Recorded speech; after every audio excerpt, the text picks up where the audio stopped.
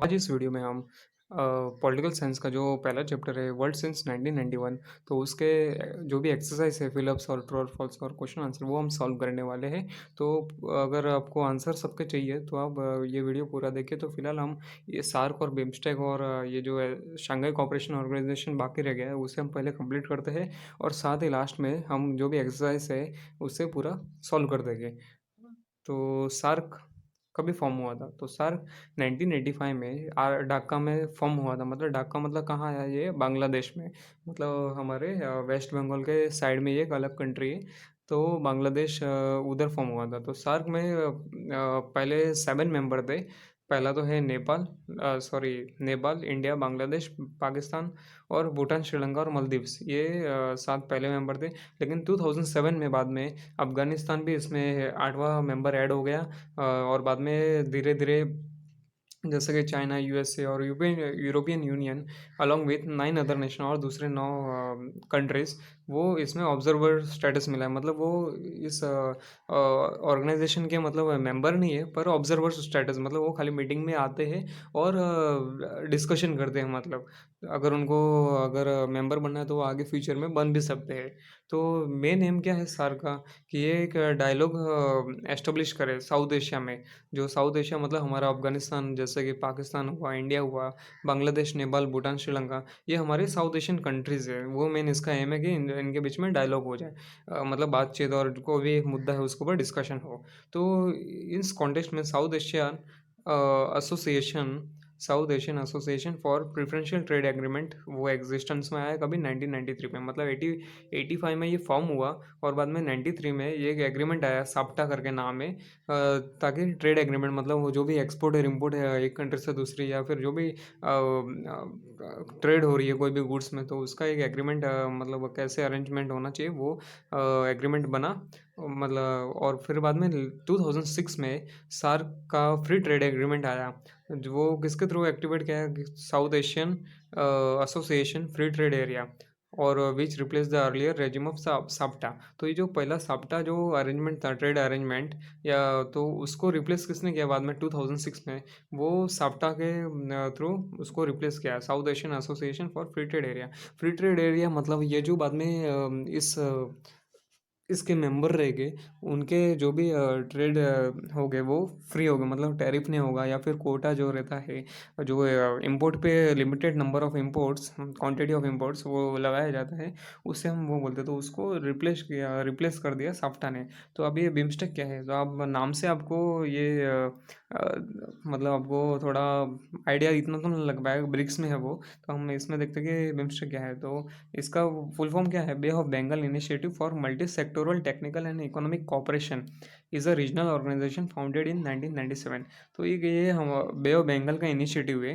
जो अलग अलग सेक्टर है, जैसे मैन्युफैक्चरिंग हुआ, हमारा एग्रीकल्चर, टर्शरी, प्राइमरी, ये जो भी सेक्टर है उसमें एक इकोनॉमिक कोऑपरेशन हो जाए बनाने के लिए दूसरे हर कंट्री के बीच में, उसके लिए इसे फाउंड किया गया 1997 में। ये एक रीजनल ऑर्गेनाइज, ये सब जो भी हम देख रहे हैं ये सब रीजनल ऑर्गेनाइजेशन है। तो इसमें 7 मेंबर्स है, lying in the littoral and adjacent areas of the bay of Bengal. Bay of Bengal मतलब एक दो हमारे वेस्ट साइड में है अरेबियन सी, और ईस्ट में है जो बे ऑफ बंगाल। तो उसके जो आजू बाजू में जो कंट्रीज़ है और बे ऑफ बंगाल के बाजू में, वो सब इसके पार्ट है। तो उसमें से कौन से हैं हम? तो उसमें से 5 तो है जो साउथ एशियन कंट्री, उसमें से पहला बांग्लादेश, भूटान, इंडिया, नेपाल, श्रीलंका, और 2 साउथ ईस्ट एशियन नेशन, मतलब जो हमारे जैसे कि वो साउथ ईस्ट एशियन नेशन मैंने बताया था आपको। जो पहले के वीडियो है पार्ट 3, पार्ट 2, पार्ट 1, तो उसमें मैंने बताया था कि ये सब वियतनाम हुआ, लाओस हुआ, कंबोडिया हुआ और थाईलैंड, मलेशिया, ये हमारे साउथ ईस्ट एशियन नेशन है। तो इसमें तो साउथ ईस्ट एशियन नेशन में से 2 कंट्री जो इसके मेंबर है वो है म्यांमार और थाईलैंड।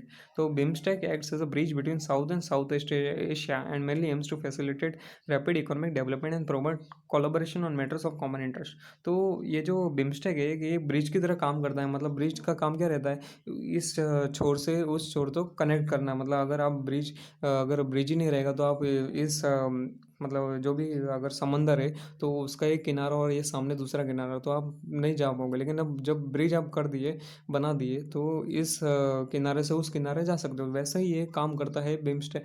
जो ये बिम्स्टेक है ये हमारे साउथ एशिया और साउथ ईस्ट एशिया कंट्री है, उनके बीच में ये काम करता है। मतलब ये क्या करता है कि रैपिड इकोनॉमिक डेवलपमेंट प्रमोट कराने में हेल्प करता है। मतलब इसमें जो भी, क्योंकि साउथ ईस्ट एशियन नेशन भी इसमें पार्टिसिपेट करते हैं दो, और साउथ एशिया के नेशन भी कंट्रीज पार्टिसिपेट करते हैं। और बाद में जो कॉमन इंटरेस्ट के मैटर हुए, जैसे सिक्योरिटी भी हुआ, या फिर जोग्राफिकल बाउंड्री, या फिर कोई भी इनका जो कॉमन इंटरेस्ट इनका सब कंट्रीज का रहता है, उसको सॉल्व करने में हेल्प करता है।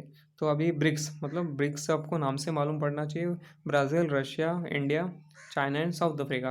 पहले तो ये जो हम देखते हैं कि ये कभी क्रिएट हुआ था, ये 2009 में क्रिएट किया था। जो भी इमर्जिंग नेशनल इकोनॉमीज, मतलब जो मतलब अभी के जो 2000 के बाद, या फिर कुछ अभी अभी रिसेंटली एकदम एमर्ज हो रहे हैं, जैसे कि इंडिया की इकोनॉमी, और बाद में चाइना हुआ, या फिर साउथ अफ्रीका हुआ, या फिर ब्राज़ील हुआ। इनकी ये इमर्जिंग इकोनॉमी कहता है, क्या कहा जाता है, क्योंकि अभी अभी थोड़ा इनका डेवलपमेंट बहुत अच्छा हो रहा है इनकी इकोनॉमी का, तो इसलिए इनको इमर्जिंग इकोनॉमिक्स, नेशनल इकोनॉमिक्स बोला जाता है। तो ये 2009 में ब्रिक्स को बनाया गया था, फाउंड किया गया था। तो इसके ओरिजिनल मेंबर पहले तो खाली ब्रिक था, मतलब BRIC था, ब्राज़ील, रशिया, इंडिया, चाइना। लेकिन एस कब ऐड हुआ, जब साउथ अफ्रीका 2010 में इसका मेंबर बना, और बाद में ये ब्रिक की जगह ब्रिक्स कहलाने लगा, मतलब एस एक्स्ट्रा ऐड हो गया, तो वो साउथ अफ्रीका के लिए है। तो ये हर कंट्री, हर नाम से एक कंट्री का डिनोटेशन है। जैसे Brazil B, Russia R for Russia, I for India, C for China, और S फॉर साउथ अफ्रीका। तो 2010 के पहले जब साउथ अफ्रीका ऐड हुआ नहीं था अभी तक, तभी ये खाली BRIC था। लेकिन साउथ अफ्रीका के ऐड होने के बाद ये BRICS हो गया, ब्रिक्स हो गया। तो ये जो ऑर्गेनाइजेशन है इसका जो मेंबर्स है वो सब एकदम डेवलपिंग कंट्रीज है, मतलब अभी नए नए डेवलप हो रहे हैं। और ये न्यूली इंडस्ट्रियलाइज कंट्रीज है। इसमें ऐसा नहीं कि अमेरिका के जैसे या फिर यूरोपियन नेशन जैसा बहुत पहले से इंडस्ट्री, मतलब इतना डेवलप नहीं था, या फिर बिल्कुल ही नहीं था। लेकिन इसमें इंडस्ट्रियल एक्टिविटी अभी अभी ज़्यादा डेवलप होने लगी है। और एकदम ये बहुत बड़े बड़े क्या बोलते हैं हम, इकोनॉमीज़ है, जिनके पॉपुलेशन भी बहुत ज़्यादा है, और एक फास्ट ग्रोइंग इकोनॉमीज़ है। और इनका इन्फ्लुएंस है जो आजू बाजू के रीजन में, जैसे इंडिया का इन्फ्लुएंस बहुत है साउथ एशियन कंट्रीज़ में, जैसे भूटान के ऊपर, नेपाल के ऊपर, श्रीलंका के ऊपर, पाकिस्तान में। तो ऐसा मतलब ये जो इन्फ्लुएंस रखते हैं, मतलब वो सारे कंट्री है जो रीजनल लेवल पे। और बाद में ग्लोबल अफेयर्स में भी इनका, क्योंकि आप हमेशा न्यूज़ में देखते होंगे, इनका सबका नाम सुनते ही होंगे। रशिया का हुआ, इंडिया का हुआ, चाइना का हुआ, ब्रिक्स, ब्राज़ील का हुआ, साउथ अफ्रीका का कभी कभी सुनते होंगे, लेकिन मोस्टली इन चार का तो आप हमेशा नाम सुनते ही हो। तो ये जो भी ब्रिक्स के जो भी मेंबर है, BRICS पाँचों, ये G20 जो ग्रुपिंग है उसके मेंबर है। अब हमें आगे देखने वाले G20 क्या है। तो अभी फिफ्थ कौन सा रीजनल ऑर्गेनाइजेशन है, शांघाई कोऑपरेशन ऑर्गेनाइजेशन। तो शांघाई कोऑपरेशन ऑर्गेनाइजेशन एक Eurasian political, economic and security organization which was founded in Shanghai by the leaders of China, Russia, Kazakhstan, Kyrgyzstan, Tajikistan and Uzbekistan in the 2001। तो ये south cooperation, Shanghai cooperation organization है। ये एक Asian countries और Europe की कुछ country का ये ऑर्गेनाइजेशन है, जो कि पॉलिटिकल, मतलब पॉलिटिकल लेवल पे, इकोनॉमिक लेवल पे, और सिक्योरिटी रीजंस को भी इसमें कंसिडर किया जाता है। तो ये 2001 में मतलब फाउंड किया गया था, या फॉर्म किया गया था। जो जो किनके द्वारा, कौन से कंट्री के लीडर्स के द्वारा, चाइना हुआ, रशिया हुआ, कजाकिस्तान, आपको ये सब अपना पाकिस्तान के या फिर अफगानिस्तान के साइड में मिल जाएगा आपको ये कंट्रीज़।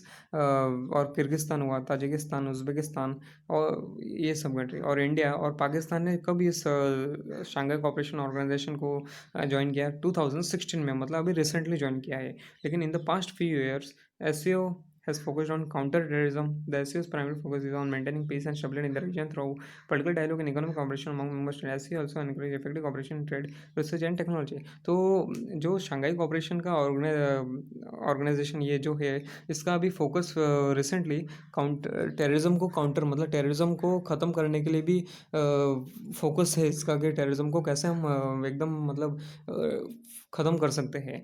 और जो भी इसका प्राइमरी फ़ोकस है वो कि जो भी ये हमारे मेंबर या मेंबर कंट्रीज़ या फिर वर्ल्ड में हम कैसे पीस ला सकते हैं, मतलब एकदम शांत एकदम देश, मतलब ना कोई कॉन्फ्लिक्ट हो, एकदम सब आराम से जिए और कोई टेरर एक्ट हो ना, मतलब उनका मेन वो फ़ोकस है। और स्टेबिलिटी रहे पूरे वर्ल्ड में या फिर इस रीजन में, पर्टिकुलर रीजन में, थ्रू पॉलिटिकल डायलॉग। मतलब पॉलिटिकल डायलॉग डायलॉग मतलब जो कंट्री के हेड है अलग अलग, जैसे कि हमारे कंट्री के पीएम हो गए या फिर हमारे प्रेसिडेंट हो गए, वो डिस्कस पार्ट लेते हैं इस ऑर्गेनाइजेशन की मीटिंग में और डिस्कशन करते हैं। और बाद में इकोनॉमिक कॉपरेशन भी होता है इनके बीच में, और इस वजह ऐसे इन लोग डायलॉग के थ्रू स्टेबिलिटी लाते हैं रीजन में।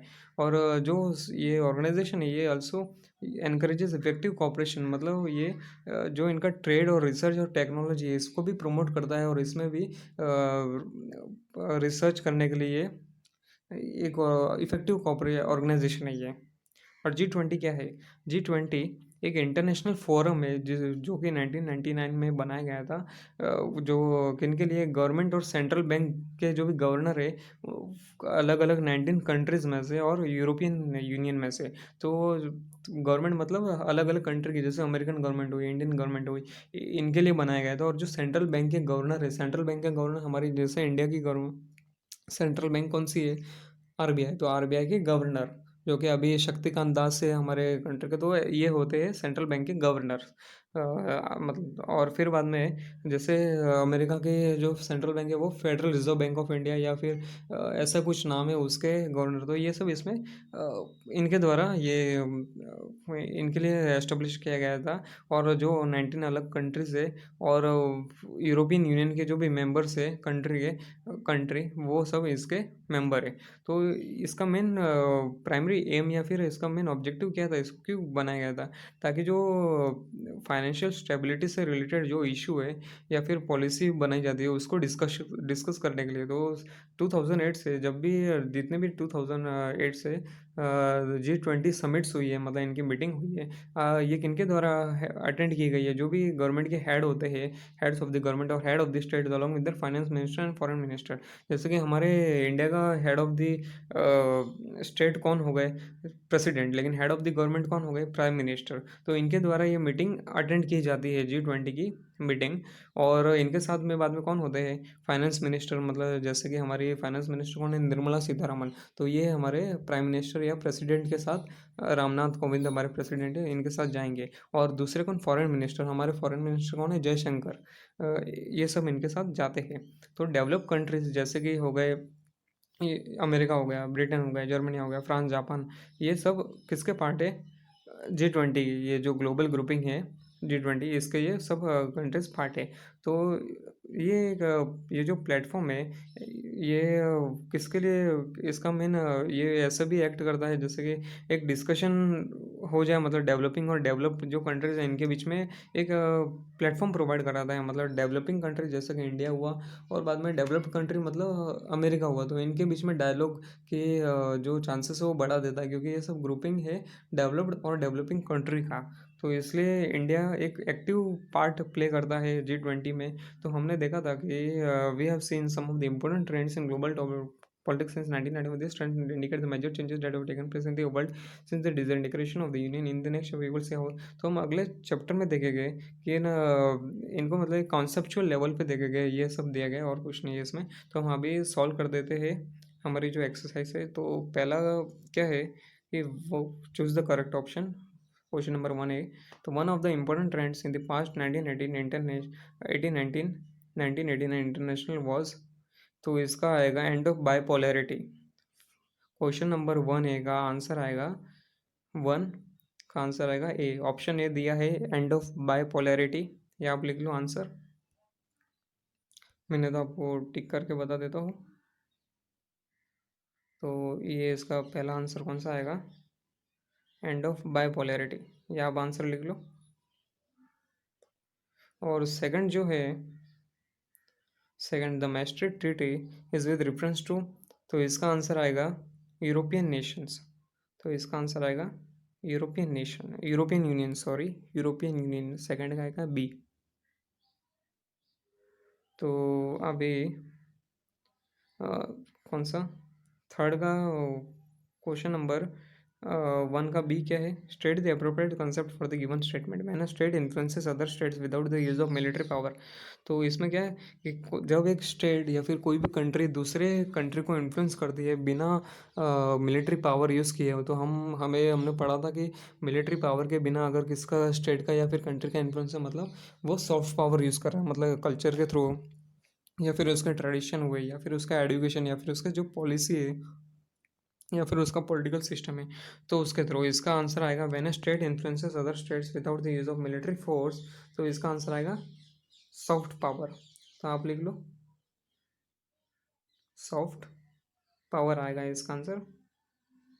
सॉफ्ट पावर आएगा, आप देख लो आंसर, मैं लिख के दे देता हूँ आपको। सॉफ्ट पावर, या आप आंसर लिख लो सॉफ्ट पावर। तो ये हो गया हमारा क्वेश्चन नंबर बी 1 का आंसर सॉफ्ट पावर। अभी क्वेश्चन नंबर बी का सेकंड है, state with the leading position in international politics with abilities to influence global politics and fulfil its own interest. तो इसका आंसर आएगा सॉफ्ट सॉरी ये आएगा कौन सा, सुपर पावर। तो आप इसका आंसर लिख लो super power. S U P E R, super power. अब इसका आंसर लिख लो सुपर पावर। ठीक है। तो अभी क्वेश्चन नंबर 2 है, concept complete the concept map. तो अभी इसमें क्या है कि बिम्स्टेक कंट्रीज़ के मेंबर कौन कौन है। तो आपको बिम्स्टेक कंट्रीज़ के मेंबर कौन से वो आपको पूरे 7 लिखने हैं जो मेंबर हमने देखे। तो इसका आंसर मैं आपको बता देता हूँ। तो इसका आंसर आपको मिलेगा पेज नंबर 12 पे। पेज नंबर 12 मतलब एक्सरसाइज के ठीक पीछे वाला पेज। तो इसके जो मेंबर है वो कौन कौन आएगा, म्यांमार और इंडिया तो दिया गया है पहले से ही, म्यांमार और इंडिया। तो बाकी के मेंबर लिखने हैं। तो इसका आंसर ये आप बांग्लादेश, भूटान, इंडिया, नेपाल, श्रीलंका और म्यांमार और थाईलैंड, ये आप लिख दो आंसर। इसका आएगा आंसर पेज नंबर 12 पे। पेज नंबर 12 रुको मैं आपको टिक करके दे देता हूँ, एक मिनट। ये रहा आंसर, ये देखो, ये इधर आपको मिल जाएगा आपको आंसर। इधर जितने भी कंट्री के नाम दिए वो सब आप लिख दो। ठीक है। और अभी दूसरा है शंघाई कोऑपरेशन ऑर्गेनाइजेशन के फाउंडर कौन कौन है। फाउंडर आप इधर अच्छे से देखो कि इसके फाउंडर्स कौन कौन है। तो इंडिया और पाकिस्तान तो इसके फाउंडर नहीं थे, हमने अभी जस्ट देखा था।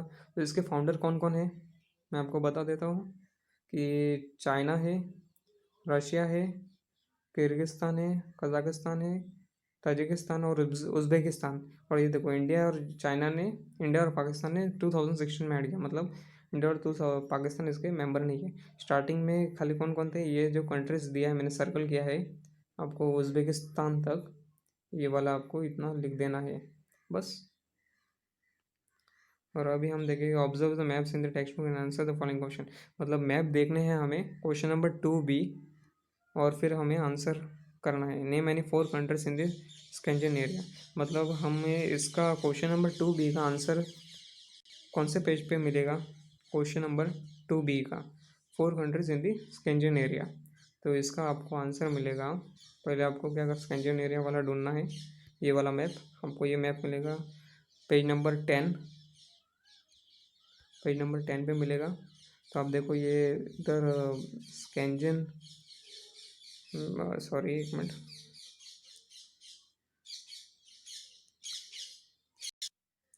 तो ये देखो हमें पेज नंबर 10 पे Schengen name only 4 countries in this Schengen area. तो ये स्कैंजन एरिया बताया गया है इस मैप में, ये वाला मैप, ये जो मैप दिया गया है ये वाला, सॉरी। तो इसमें से कौन से भी 4 कंट्री का आपको नाम लिखना है, भले आप स्वीडन का लिखो, सॉरी एक मिनट, तो आप कौन से भी 4 कंट्री का नाम लिख दो। तो आप पोलैंड का लिख दो नाम, पोलैंड का ये वाला, और फिर बाद में स्वीडन का लिख दो, फिनलैंड का लिख दो, और स्पेन का लिख दो, और भले फ्रांस, जर्मनी, इतने आप नाम लिख दो स्कैंडिनेविया के लिए, हाँ ठीक है। और अभी name any two non European union countries with in the Scandinavia. तो अभी हमें ऐसे दो कंट्रीज़ के नाम लिखने जो स्कैंडिनेविया में आते हैं पर यूरोपियन यूनियन के मेंबर नहीं है। तो फिर से हम पेज नंबर 10 पे जाएंगे और देखेंगे कि थर्ड वाला देखेंगे, ये जो आप देख रहे हैं थर्ड वाला, ये वाला लास्ट वाला, member of Scandinavia but not of you EU। तो ये जो इस कलर का जो भी है डार्क एकदम कलर है, तो ये क्या है, स्कैंडिन का मेंबर है बट यूरोपियन यूनियन का मेंबर नहीं। तो ये कलर में कौन कौन आ रहा है, एक तो रोमानिया आ रहा है, एक मिनट, रोमानिया और बल्गारिया आ रहा है, क्रोएशिया आ रहा है और स्विट्ज़रलैंड आ रहा है, और फिर बाद में नॉर्वे और आइसलैंड भी आ रहा है। तो आप कौन से भी इनमें से दो कंट्री का नाम लिख दो, आपका हो गया काम। और अभी अब हम देखेंगे ट्रू और फॉल्स। तो क्वेश्चन नंबर 3 हम चालू कर रहे हैं अभी। SAARC is important for trade in south Asia. तो क्या बताया गया है इधर कि सार्क इम्पोर्टेंट है साउथ एशिया में ट्रेड। तो ये जो क्वेश्चन नंबर 3 है, 1 SAARC is important for trade in south Asia, तो इसका आएगा फॉल्स। क्योंकि सार्क क्यों बनाया गया था, उसका मेन ये एम था कि साउथ एशिया में डायलॉग डेवलप कर पाए। मतलब the SAARC was form for the dialogue between the south Asian nations, ये आप आंसर लिखो, रीज़न मतलब। और साफ्टा या फिर SAFTA is for trade in south Asia, ऐसा आप लिख देना बस, ये रीज़न दे देना आप। और Maastricht treaty was signed for the defence of Europe. तो इधर ये जो दिया है Maastricht treaty was signed for the defence of Europe, तो इसका भी आंसर आएगा फॉल्स। क्योंकि मैस्ट्रिक्ट ट्रीटी क्यों फॉर्म किया गया था, Maastricht treaty was signed for the creation of European Union which consists of members of Europe। तो ये इसका आंसर फॉल्स आएगा और रीज़न आएगा Maastricht treaty was signed for the creation of European Union. आपको मैं बताता देता हूँ इसका आंसर, ये आप कैसे किधर आप, ये देखो पेज नंबर 8 पे आएगा आप, आपको इधर देगा कि Maastricht treaty was signed on 7 February to create the European Union. European Union को बनाने के लिए इसे साइन किया गया था, ठीक है। तो अभी ये जो दिया है द डिकेड, थर्ड वाला क्वेश्चन नंबर थर्ड का third question, the decade of 1980s is seen as the golden age of humanitarian intervention. तो भी इसका भी आंसर आएगा फॉल्स। क्योंकि इसका जो दिया है, जब हम पहले में जाते हैं एकदम फर्स्ट पेज नंबर पे,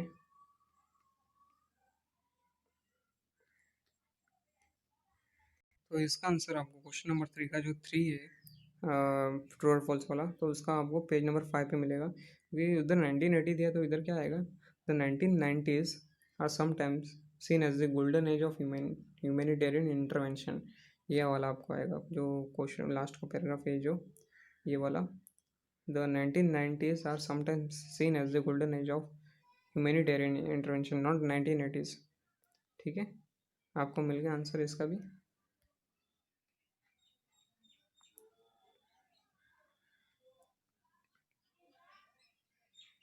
अभी एक्सप्रेस योर ओपिनियन, तो इस इधर आपको खुद के ओन में लिखना है कि ह्यूमैनिटेरियन इंटरवेंशन सही है या गलत है, या आपको इधर ओपिनियन देना है। ह्यूमैनिटेरियन इंटरवेंशन मतलब किधर भी कोई भी कॉन्फ्लिक्ट जोन है या फिर किधर भी कॉन्फ्लिक्ट चल रही है, वायलेशन ऑफ ह्यूमन राइट्स हो रहा है, तो उधर ह्यूमैनिटेरियन इंटरवेंशन होना या होना चाहिए या नहीं। और सेकंड है रीजनलिज्म इन इंटरनेशनल पॉलिटिक्स। तो रीजनलिज्म इन इंटरनेशनल पॉलिटिक्स मतलब जो रीजनल कंट्रीज है या फिर एक उनको क्योंकि पहले बायपोलर वर्ल्ड था कोल्ड वॉर तक, फिर वो कोल्ड वॉर एंड हुआ तब यूनिपोलर हो गया, बाद में मल्टीपोलर हो गया। मतलब रीजनलिज्म एकदम रीजनलिज्म का जो कॉन्सेप्ट था वो ग्रो होने लगा और अलग अलग रीजन से एक पर्टिकुलर कंट्रीज पावर या फिर एमर्ज करने लगी। तो आपको इधर वो बताना है। और इधर क्वेश्चन नंबर जो 5 है, explain the term soft power with example. तो इसका आंसर आपको पेज नंबर, ये जो क्वेश्चन दिया है explain the term of soft power, explain the term soft power with example, इसका आंसर आपको मिलेगा पेज नंबर, मैं बता देता हूँ,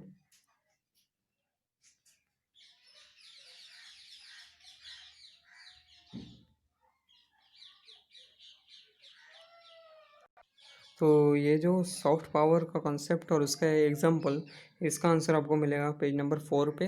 ये आप देख रहे हो इधर कि सॉफ्ट पावर का टर्म जो या फिर कॉन्सेप्ट है वो, इसका आंसर इधर से आएगा। Soft power is when you influence the other countries without the use of military force, ये इसका आंसर आएगा कॉन्सेप्ट का। और एग्जांपल्स मतलब examples are through economic, social, cultural and other similar means, ये आपको आएगा एग्जांपल।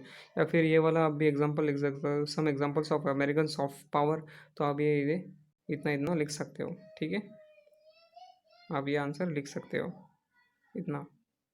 ये जो एजुकेशनल एक्सचेंज प्रोग्राम्स है, इंटरनेट है, फूड चेन है, ये आप लिख सकते हो।